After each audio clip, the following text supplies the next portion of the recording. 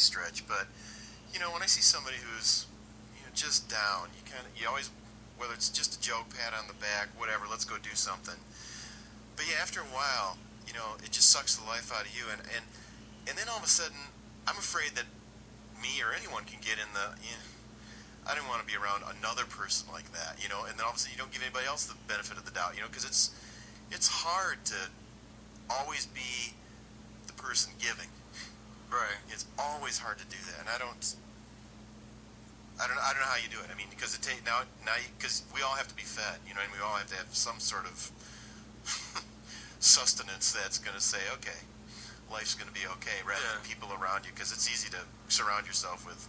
And another thing is, there's been points where people have been, they've asked me, they're like, do you not feel self-righteous sometimes? And I'm like, no, I don't, because I'm only talking about the experiences that I've seen in my own life. I don't feel like I'm being self-righteous because I'm talking about the stories that I've gone through and the places that I've been, the people that I've met, the life that I've led thus far. I can only talk about what my surroundings show me, because that's the only way I know to be honest about who I am and to the rest of the world, is to talk about the experiences that I've gone through.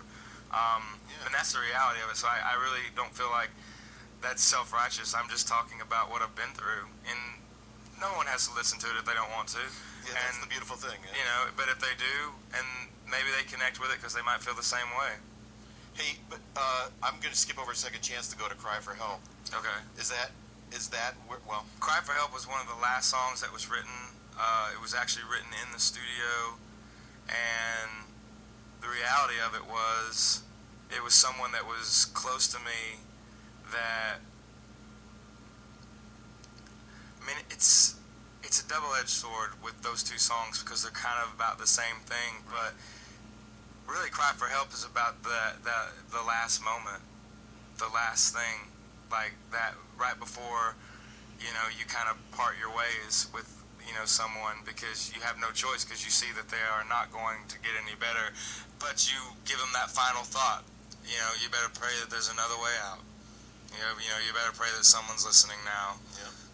Because when you lie like the devil himself, no angel's going to hear your cry for help. So if you're going to continue to lie to yourself and lie to the people around you, I wish you the best, but this is my last thought before I'm gone. And do you kind of think that that's the last gasp for people when they've screwed everybody around them time after time after time, and all the friends are gone? Is that just the last gasp for help, when you got to cry out to God, and that's it, man? I guess I don't know if there's anybody else beyond that. Maybe there is, but Yeah, I don't think that. I think when people, I've always found it funny that when someone thinks that they're getting ready to die, or that, something weird starts happening with their body, they get a tingle in their arm, they get a numbness, or they get a weird headache, or they get some kind of funny thing that the body will do to you every once in a while. I've had it happen to me.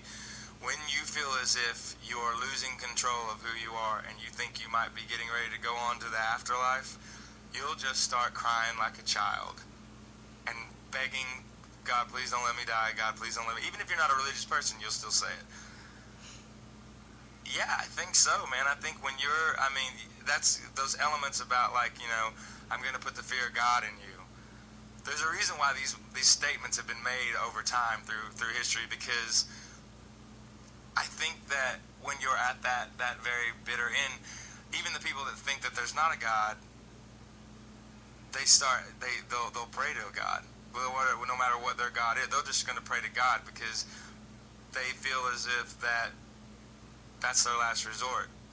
I just have always found that funny. I mean, I don't ever talk about religion very much because it's one of those things that it's up to people to decide that. But I'm not gonna lie. I am a spiritual person. I'm definitely a God-fearing man.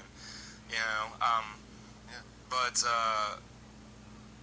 I just live my life the way I live my life the best way that I can.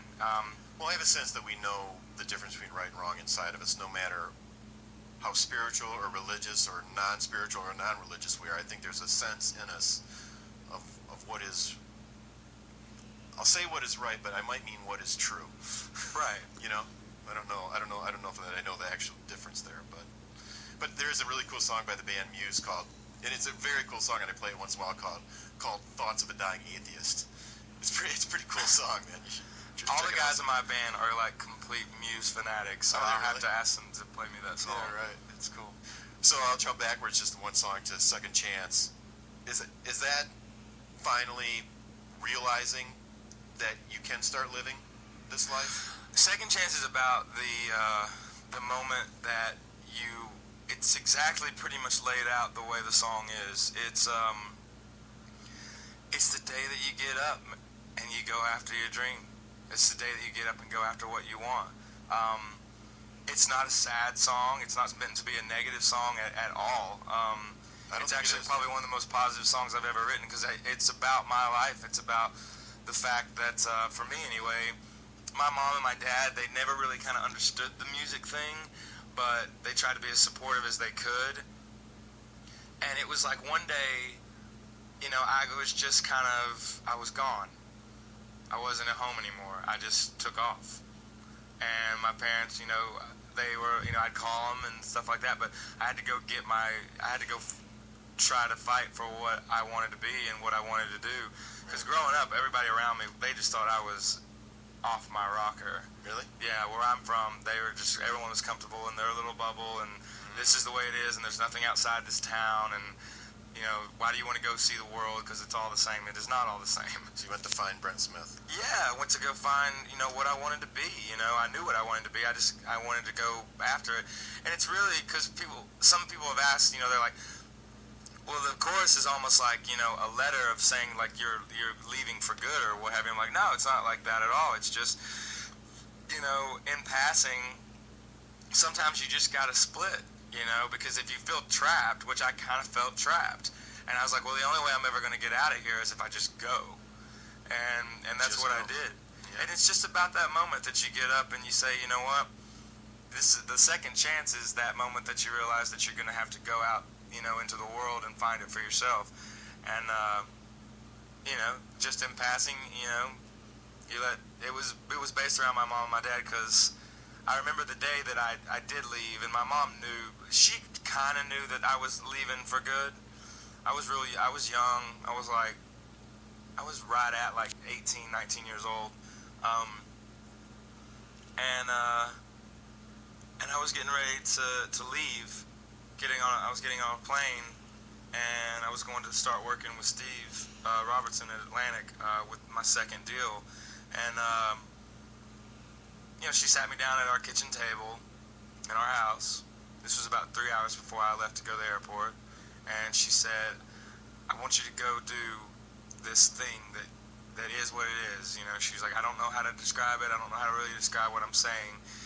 But she said, if you don't go and you don't leave, then you'll probably die here. And that's the last thing I want for you. So go. And she knew, I'm sure, that I was gone.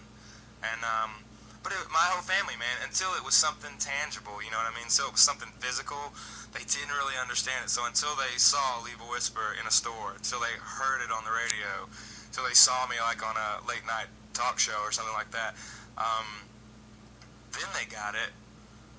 And I don't feel, and I'm like, that's cool. I would be the same way to a point, unless I actually saw it, I wouldn't believe it, So, and I understand that, but the amount of work that goes into it, it's funny now because a lot of my family, when I come home or when I'm on the road, they'll just come out, and I love seeing them, but, there's a lot of work that goes into this, and a lot of people that think that it's a party out here, unfortunately, are mistaken.